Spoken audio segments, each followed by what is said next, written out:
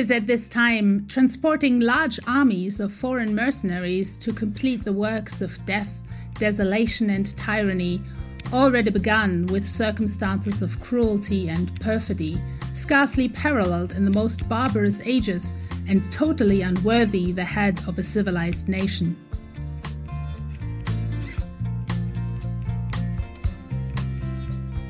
Hello everyone, and welcome to Life, Liberty, and the Pursuit of Happiness, a podcast commemorating the 250-year anniversary of the Declaration of Independence. The show is sponsored by the America Zentrum in Hamburg, Germany, and I'm your host, Andrew Sola. Today we'll be learning about grievance number 25, transporting large armies of foreign mercenaries, which you just heard, and these, of course, were the notorious Hessians. We will also discuss German-American history, the first German translation of the Declaration of Independence, and the influence of the Declaration on German politics from 1776 to today. With me to explore all of these themes is Dr. Charlotte Lerg. Welcome, Charlotte. Hi, happy to be here. Charlotte teaches North American history and transatlantic studies at Ludwig Maximilians Universität in Munich. Her writing includes studies of the history of universities, Americans in Europe, and the Cultural Cold War. She also wrote a textbook in German on the American Revolution called in German Die Amerikanische Revolution. In her current work, she focuses on visual knowledge and memory, as well as public history and media history in the 20th and 21st centuries. So, Charlotte, you started there with grievance number 25 about the notorious Hessians. So why don't you just tell us a little bit more about those mercenaries? Sure. So, in fact, the term mercenaries might be a little bit misleading because it kind of suggests that the soldiers got the money for the soldiering that they did. But it was actually troops that had been conscripted in the German states. Some of them were the Hessian states, Hessen-Kassel, for example, but there were also other states involved, but just the name Hessians has stuck. So the German princes, Germany was not a unified nation at that time, of course, and the different principalities tried to raise money by loaning out their soldiers. And so they did in this case, loaning them to the British Army and shipping them over to the United States to fight for the British. Yeah, and there are two pronunciations of Hessian. We do say either Hessian in Britain or Hessian, but we can use either one today. So there were about 30,000 that came over, and there's a number of interesting things about them. As you mentioned, they're not technically mercenaries. But one thing that I think is interesting about the wording of this grievance, when we look at the other grievances, it's always describing what King George has already done. So they use the present perfect. He has done this, he has done that, he has done this. And I think it's interesting here historically that this grievance is quite different. He says, using the present progressive, he is at this time transporting large armies of mercenaries. So this is like the only grievance where we actually have Thomas Jefferson commenting on a current state of what's happening and the progress of its occurrence. So do you know a little bit about the timeline there? Since the war started about a year earlier and the Declaration of Independence started afterwards, were the Hessians or the Hessians already in the U.S., or had it just been announced that they were about to come over? Well, they didn't all come over at the same time, but negotiations would have started pretty much around that time as the war started, although it should be noted that it wasn't the first time that Britain used soldiers from some of the German states. So it was a process that had already been tested before. So even if negotiations were still ongoing, it was something that was likely to happen. Okay, interesting. And we know that at the end of the war, about 5,000 Hessians stayed in the colonies. Do you know anything about that history?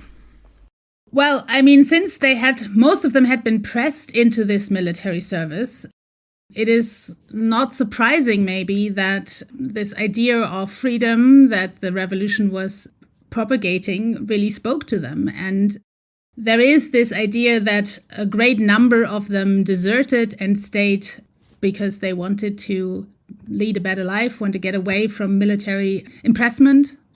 Although it's not entirely clear if it was all for political reasons or if it was simply the fact that there was land to be had and that made them stay. And not only was there land to be had, but there was a Germanic cultural and linguistic community there as well, which they could easily integrate into. Is there anything else you want to say about the Hessians? Yes, this language community, so a German American or a German community, a German immigrant community that had already made its home in the colonies, is relevant also because we could ask ourselves, how did they know about these ideas about freedom that apparently enticed them to stay? And for that, it's important to know that there were indeed German language newspapers, German language printers who made it their task to cater to these troops. And we do have patriotic printers who tried to win them over for the American case. But we also had German language printers who worked for the British, who tried to keep them loyal to the British crown. And both sides worked. I mean, it's a bit of a legend that all the Hessians suddenly deserted. There were some of them who actually quite appreciated the British idea of freedom as well.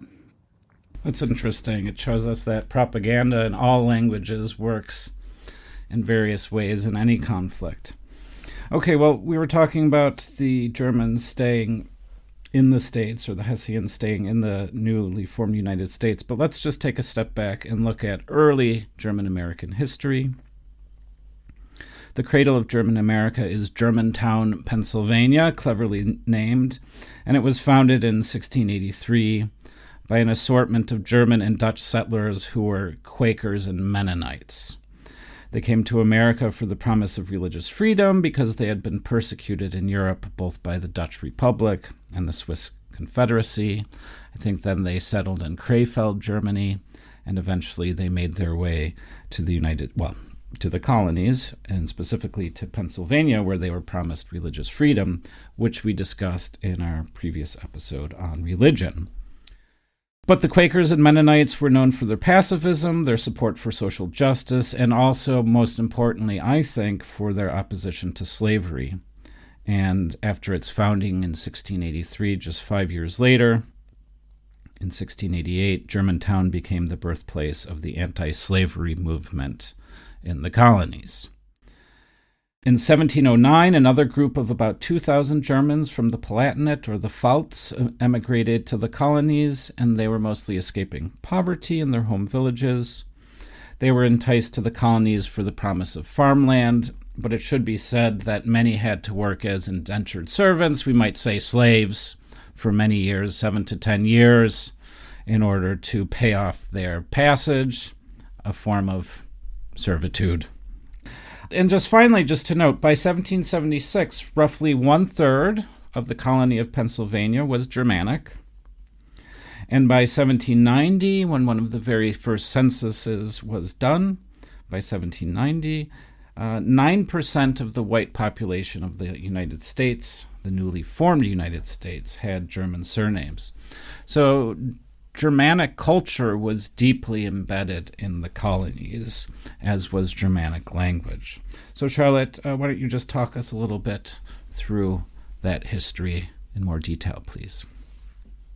Well, if we look at it through the lens of the Declaration of Independence, it might be interesting to look particularly at German print culture, because it's where we really see this German culture, both visually and linguistically, as a lot of German newspapers were being printed in the colonies, proportionally a lot more than those 9% that of the population that spoke German.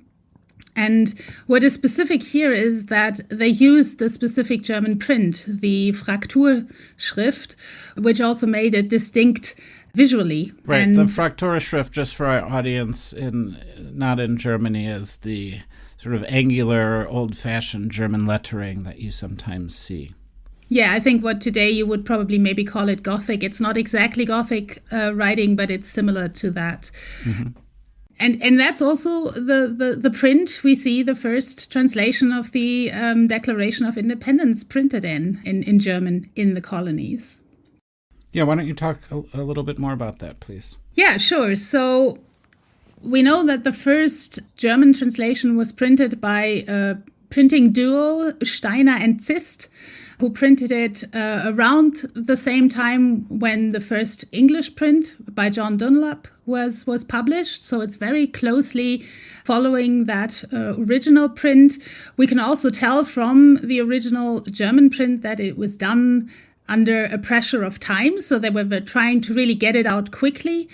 And while they used the Fraktur, they also tried to keep the original layout from the English version, which is quite a printing challenge if you think of the differences of the German and the English language. And then soon after, we see the first printing in a German language newspaper on July 9th. So the first printing in an English language newspaper was on July 6th in the Pennsylvania Evening Post.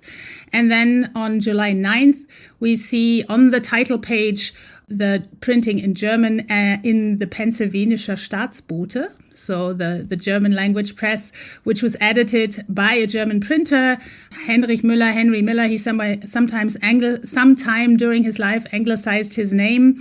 We're not entirely sure when he did that. He had immigrated from Germany through Switzerland and London and had then settled in Pennsylvania. He had tried to get a job with Benjamin Franklin, who had not accepted him. And we know of Franklin's, let's say, ambivalent stance towards the German immigration. But he did offer him the opportunity to run a German language paper, sort of derivative of Franklin's printing emporium, let's put it that way, and that's how he made his way into a quite a prominent printing position in the Pennsylvania Society. And that's probably also why he was tasked, or why he was able to make the first printing in his newspaper. Can you just go back a second? I'm not sure I am familiar with Franklin's ambivalence about German immigration, so why don't you just gloss that? Well, there are some historians who have claimed that Franklin was anti-German, which I think is an over-exaggeration. He was frustrated with the fact that he couldn't reach the German community with his papers, for one, because he used, even when he attempted to print a German paper, he didn't use the Frakturschrift, and that's why he was not successful. And we do have a few quotes by him that are dismissive of the German community, but that's about all. And I think it's a little bit of a reach to make him anti-German in that context. But he certainly was frustrated by the fact that he couldn't quite reach that community. So maybe that's why Miller's paper was a way to make that happen. Maybe just a follow-up question here. This historical interpretation of Franklin's feelings about the German immigrants, it must not have just been he who would be accused of anti-German sentiment. So there must have been, generally speaking, some anti-German sentiment at the time. What was the basis for this? I'm a little hesitant to make any claims because I have not looked into this in depth.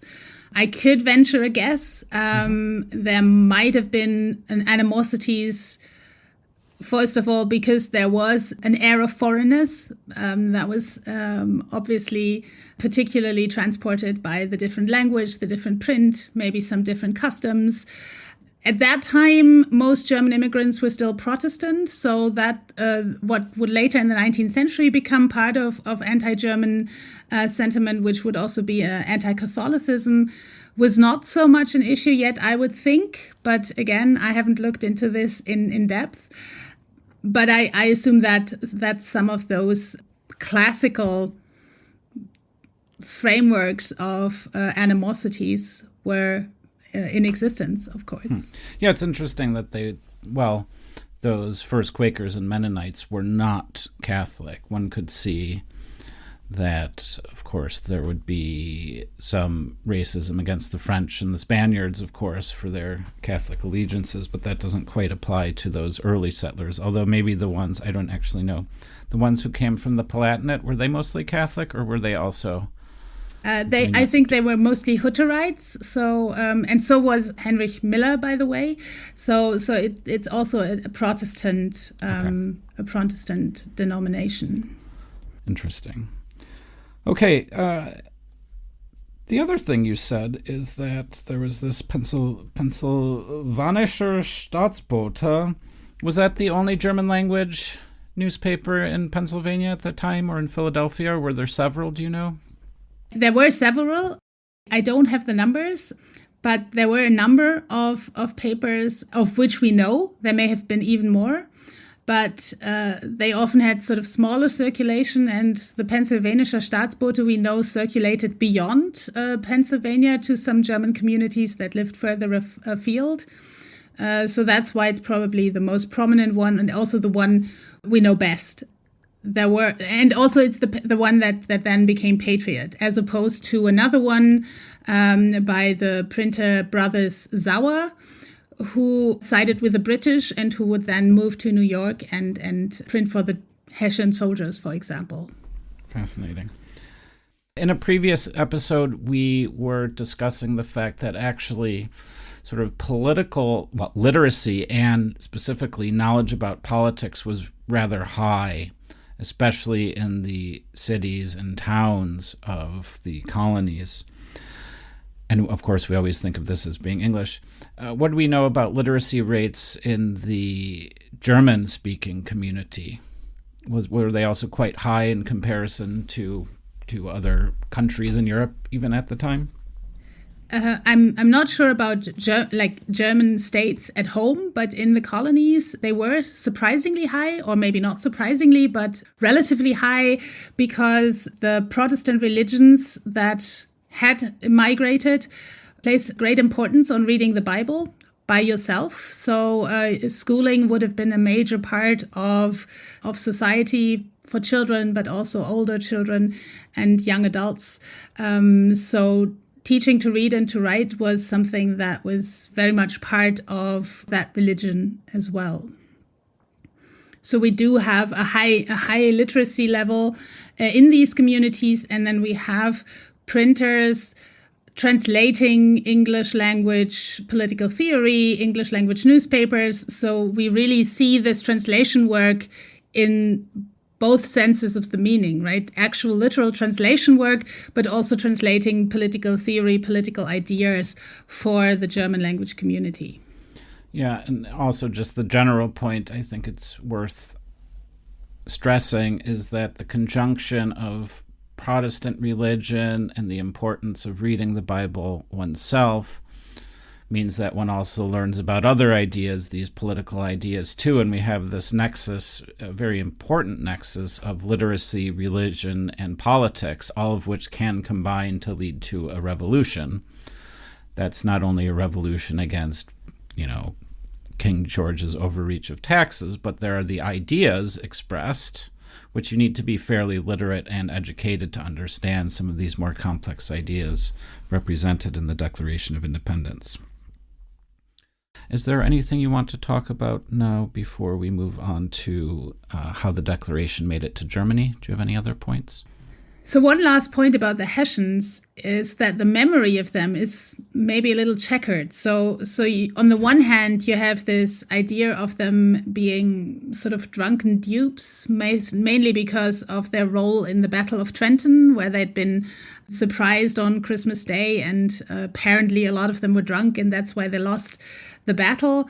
But on the other hand, you have this notion of them as being fierce and cruel, particularly in sort of Gothic fiction of the 19th century, Washington Irving's Sleepy Hollow with the headless Hessian. And there's some debate as to why this image emerged, whether they were indeed cruel because they had nothing to lose, or whether there is some of this anti-foreign feeling in there as well. But what is obvious is that they have somehow inspired people's imagination over the years. Yeah, that's really interesting. The headless horseman, the headless Hessian. Okay, so we've talked a little bit about the Hessians and the German-American press in the colonies. Let's just move our story now back to Germany, which was, of course, not Germany at the time. It was a collection of various kingdoms: Prussia, the Holy Roman Empire, principalities, dukedoms, etc. So how did the Declaration make it back to Germany? Yeah, that's quite an interesting story because we don't really know. It somehow appeared. We know of two translations at the time. So in the 1770s, there was one translation in Switzerland, in German-speaking Switzerland, in Basel. And that one is closer to the original. So we think it might have been based on some of the translations we see in the United States in 1776, but we can't be sure. And then there is a German editor who edits a number of American documents relating to the events. And he publishes a translation that is quite obviously translated from a French translation. So it's gone through another translation until it made its way to the German version. And in that we do find a number of mistakes. For example, the grievances in that one are not addressed to the king, but to the British government, which makes quite the difference. But it might have not been on purpose, but it just shows that this translation process was a very difficult one. And we also see that during that time, like during the 1770s, people did not see the Declaration as this momentous document that it would become. It would only later gain that position in the German perception of the revolution. I think it's fascinating what you said, that the grievances were not directed at King George. And I'm wondering if that actually was not deliberate. Because, that's if it's written for a French society that will about to be going through its own anti-monarchical turmoil with the French Revolution starting a mere 13 years later or so, and the decapitation of lots of kings and royalty, one might see that the insistence that King George is the bad person, not necessarily the legislature or parliament in Britain, might want to get rid of those references to the king. Yeah, it could very well have been deliberate. It might have been a simple translation error. We don't really know. Interesting. And how about you talk about the translation of man in the German version? And maybe just to remind our audience, we've discussed several times the fact that the Declaration, of course, says all men are created equal. And there have been historical and disputes coming up to today about what that means.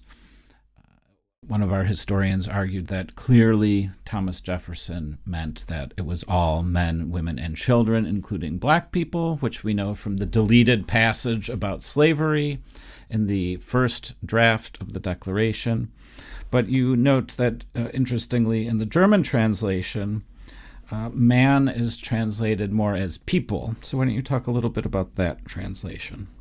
Yeah, sure. Much has been made of this fact that in the German translation, man is translated from the get-go as Mensch, as human, and not as man. And some have argued that's more inclusive and therefore more advanced, more progressive. But I think it's more complicated than that, because at the time, Mensch would still have, in the political context, would still have meant men. And by putting Mensch, there's this illusion of inclusion that you don't have by using the term man, which could then more explicitly be protested, as we know it was in the United States in 1848 in the Declaration of Sentiments in Seneca Falls, where they deliberately said men and women and made a point of that, which is a path that wasn't open to reforming this notion of Mensch, because you could easily always argue, well, it is already inclusive, but that didn't change the fact that in the heads of the people, it wasn't. So I'm always a little hesitant to make that point about it being more advanced or more inclusive, at least at the time. Yeah, and just for fun, why don't you read that preamble in the first German translation auf Deutsch, please?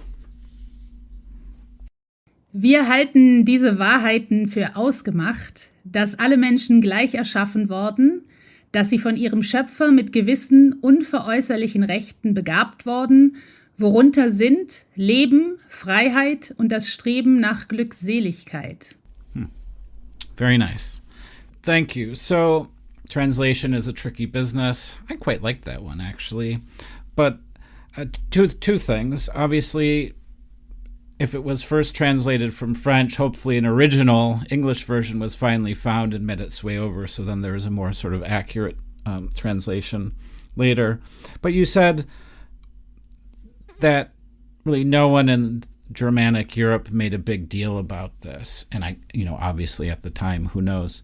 But did anyone make a big deal out of it?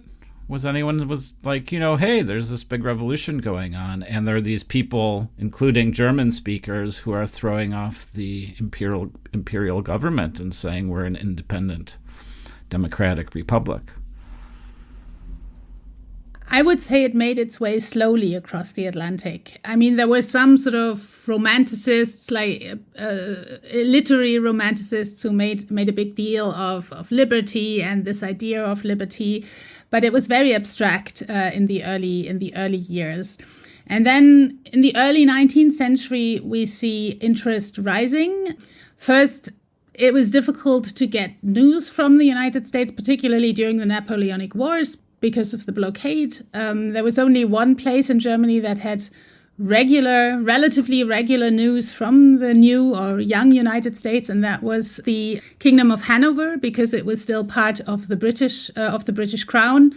So that became sort of a center for understanding and finding materials. That's probably also, although I can't say where we find new translations of the Declaration, and then also particularly of the Constitution. It's actually the Constitution that seems more interesting to the majority of German observers. But we do see a rise of interest in the American Revolution in the 1820s and 1830s, and then particularly in the 1840s, when the German states were also sort of starting to drift towards their own revolution or their own attempt at creating a nation, where they did see some similarities in the American example, particularly where it came to federalism, but less so when it came to the Declaration of Independence. Although some did pick up on it, more the more politically radical at the time, as the time would have classed them. And it is interesting that we can, again, translations come into play here, because we can see some of the politicization in changing translations. So there's a famous book that is sort of one of the key texts of political thinking of the 1848 revolution, the Staatslexikon. And it has numerous editions. And in the first edition in 1843, the Declaration is mentioned and it's translated into German. And in that edition, the right to alter and abolish your government is translated literally. So, das Recht zu verändern und abzuschaffen. And then in the second edition, in 1847, so just 1 year before the German revolutions begin, it's translated into the right to bring down or the right to topple. So there is definitely a more radical slant to it. And that's really the context in which the revolution becomes most important in Germany. It's this idea of the right to revolution, basically, which is something that really resonates with German theorists at the time.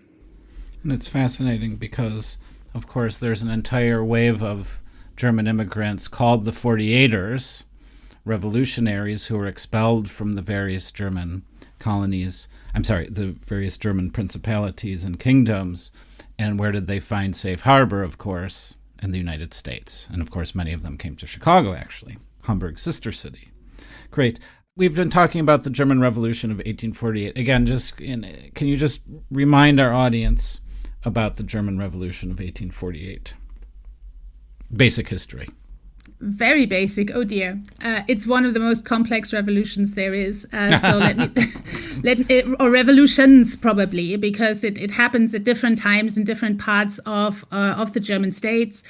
But what is probably most prominent is that we see the formation of a first sort of national assembly in Frankfurt in the Paulskirche, where they attempt to create a German state. They don't really succeed. There are various reasons why this isn't the case. One reason is that they can't agree on the political system.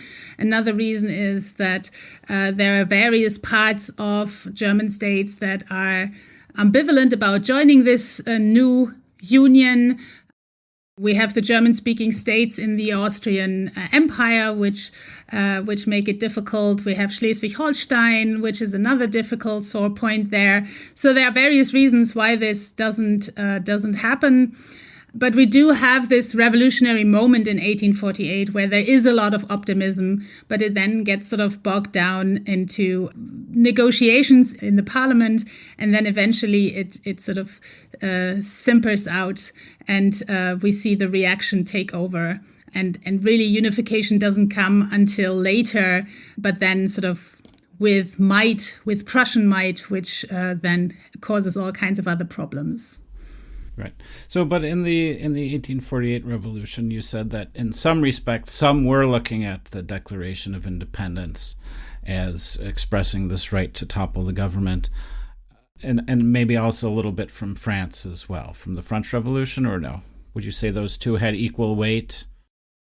It depends on which political camp you look at. So if you look at the more, and I'm using these terms in sort of a contemporary meaning. So the more radical camp would have looked towards France rather than towards the United States, because they wanted a republic. They wanted to really sort of abolish their monarchies.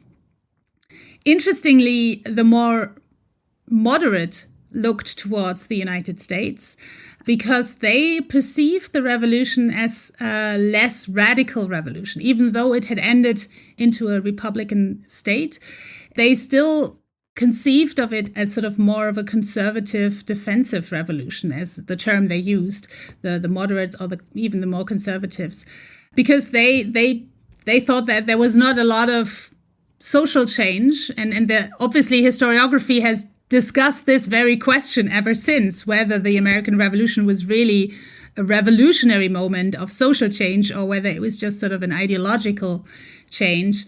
So we do see the moderates looking towards the United States, and that's also why they focus so much on this right to change and topple your government, because they try to find an example of a revolution that wasn't too radical.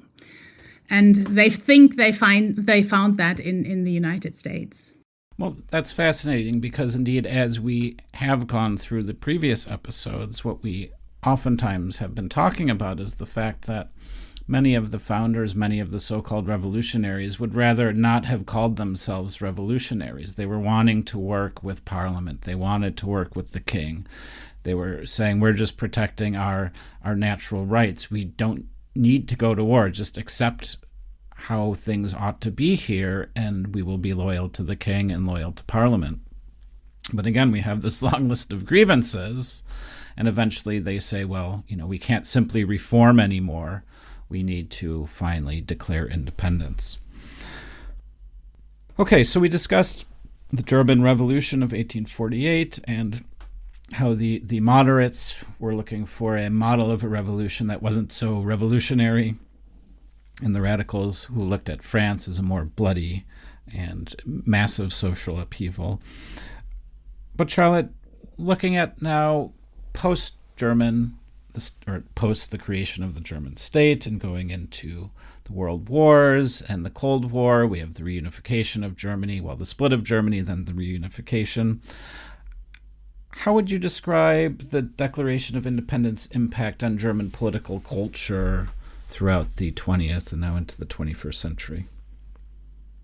In the 20th century, we see a gradual process of growing academic knowledge about the American political system, about American constitutionalism, and sort of along with new theories coming out of the United States, we also see German scholars, particularly in political science, not so much in history yet, looking at the American model of government. And in doing that, they also look at the Declaration of Independence. So it makes its way into this canon in a similar way as it does in the United States. So it's really during the Weimar Republic that we see sort of a first surge of interest, naturally, as we have the first sort of republican system in Germany. And there's maybe a natural interest in America at that time. But we also have... The have... Republic is the government just between World War I and World War II. Yes, yes. So the interwar period, the Weimar time, when we do have a republic in Germany, and not a very stable one, but a republic nonetheless. And we see two things happening at the same time. So there's a general rise of interest in the United States because the United States is becoming more of a global power after the First World War. And along with that, there's this growing interest in republicanism, in constitutionalism. And these two things create a rising interest in American political theory, or US American political theory, which also includes an interest in the Declaration of Independence. And this is, of course, even more true after the Second World War, with the founding of the Federal Republic of Germany, so certainly for West Germany. And then this canon of documents, of ideas, also becomes an important mainstay in the sort of Cold War ideology. So part of the canon of liberal individualism that sort of characterizes the West. And that's, of course, where West Germany desperately wants to be a part of. So this interest in the Declaration and everything around that also rises at that in that sort of early years of the Cold War. At the same time, what we see, or maybe not at the same time, but we do see currents of anti-Americanism that also hark back to the Declaration in a way that we have already seen previously. So in the 19th century, we know people must have known the words of the Declaration because we do have travel reports of Germans traveling in the United States, seeing slavery, seeing how African Americans are being treated, seeing how indigenous people are being treated, and very explicitly pointing out the paradox of this great preamble that all men are created equal, and that what they are seeing is definitely not that. And that really becomes a current in anti-American rhetoric that we also see throughout the 20th century, where the sort of harking back to these famous words of the Declaration and pointing out the obvious or the stark contrast to reality becomes a very dominant narrative as well. Yeah, two interesting points you made there. I'll start with the first one about how one can instrumentalize the Declaration of Independence for an anti-communist crusade. We've discussed a lot the fact that Jefferson probably said life, liberty, and the pursuit of happiness just because he needed three, but if he really wanted to add a fourth, which would have been property, the protection of property, which is very deep in the Anglo-American tradition. And of course, the communists do not like private property. So something that, a document in a sort of an American political culture that very much prizes property as a key to life, as a key to liberty, and as a key to pursuit of happiness can certainly be instrumentalized to fight communist ideology. But that second point you made about the very obvious reasons and explanations for anti-Americanism coming from the great, you said paradox, but you could also say contradiction. All men are created equal. Well, really? What does men mean? Men, women, African Americans, slaves, all that stuff. It's just too obvious. And indeed, the other side in the Cold War, the Soviet bloc, And in fact, East Germany always pointed out the fact that, for example, African Americans would be more free in the Soviet Union or in East Germany than they would in West Germany or the United States. Yeah. Yeah. I mean, it's important to say that there is a strong current of racism also in East Germany, in the Soviet Union. That is a different kind of racism depending on different contexts. So but it of course really helped the narrative to point to that. Okay, let's end. And before I ask you the final question, a penultimate question on a lighter note. I think I heard this theory, a conspiracy theory, we might not, whatever it is, a myth about the fact that the German language was almost the official language of the United States. So why don't you talk us through this legend? Yeah, it's the so-called Muhlenberg Legend, and I'll explain why it's got that name. But maybe first let's think about why it emerged. So this legend, you've told us just now that there were just 9%. I mean, 9% German speaking is not that much, right? I mean, it's the largest non-English speaking group, but it's still not very much. But certainly in the 19th century, and then again during the First World War, German immigrants or people with German roots in the United States wanted to stake out their own part in the founding myth, and so they mobilized different figures. Another famous figure is Baron von Steuben, of course, who's usually brought into the fray here. But the Muhlenberg legend, sort of this idea of the almost official language, is interesting for two reasons. Firstly, because it underlines how important language was for German-American identity. So that's another reason why we see these German language newspapers continue all the way into the 19th century. They really only subside with the First World War, when you also had some legislation forbidding the German language. So we see this importance of language as part of their identity. And the other reason why it's so interesting is that the United States, until recently, never had an official language. So this idea that somehow German could have made the cut of something that never really existed makes this point quite nicely. When we look at what's behind this legend, we get to a guy called Friedrich August Conrad Muhlenberg, who was part of a quite an influential German-American clan in colonial America and then into the early Republic. So Muhlenberg Senior had been a theologian, a Lutheran, who had immigrated from Germany, and then his sons, one of his sons, becomes a general in the Continental Army, raising a whole German language battalion. And then one of his other sons, the one Friedrich Muhlenberg, becomes the first German American to be the Speaker of the House of Representatives. We can trace a petition by some German immigrants asking the House of Representatives to translate laws that have been passed into German for them, so that they could have it in German directly and not need someone else to translate it. And this motion is discussed on the floor and eventually is rejected. And it is probably that instance and that incident that this legend traces back to. And just to make it even more of a legend, apparently it was Muhlenberg casting the deciding vote against it because he wanted the Germans to integrate better. But we can see all kinds of moments where there is ideology in this legend that I think really classes and marks it out as a legend in many different ways. Yeah, and the legend becomes more and more hysterical as it grows. And if that had happened, then maybe the U.S. would have joined the German imperial side in World War I, and then the Nazis in World War II, and God knows what would have happened. But anyway, important takeaway, it never happened. So, good. Okay, Charlotte, we learned so much today. Thank you. I ask all my guests as we conclude just to think about what the Declaration of Independence means today. So here you are, a German citizen and an American studies scholar.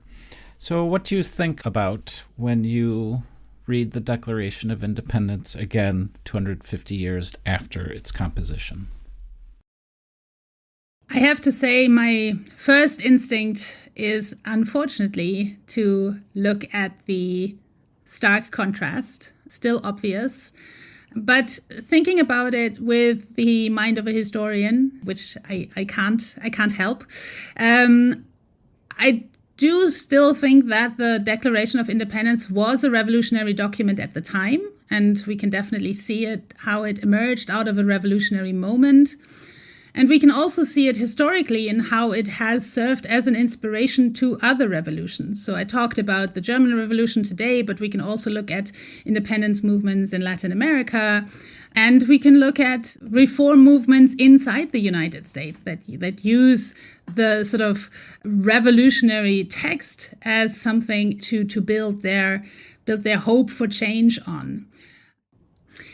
If we look at the memory of the Declaration of Independence, particularly in the United States, I think it has become so enshrined as a patriotic founding document that its revolutionary potential has almost become neutralized. And looking at it from this transnational perspective and thinking of these moments where it has actually inspired change and inspired revolution might help us to rekindle some of that revolutionary potential. Dr. Charlotte Lurg, thank you very much. Life, liberty, and the pursuit of happiness. Life, liberty, and the pursuit of happiness. Life, liberty, and the pursuit of happiness. Life, liberty, and the pursuit of happiness. The pursuit of happiness.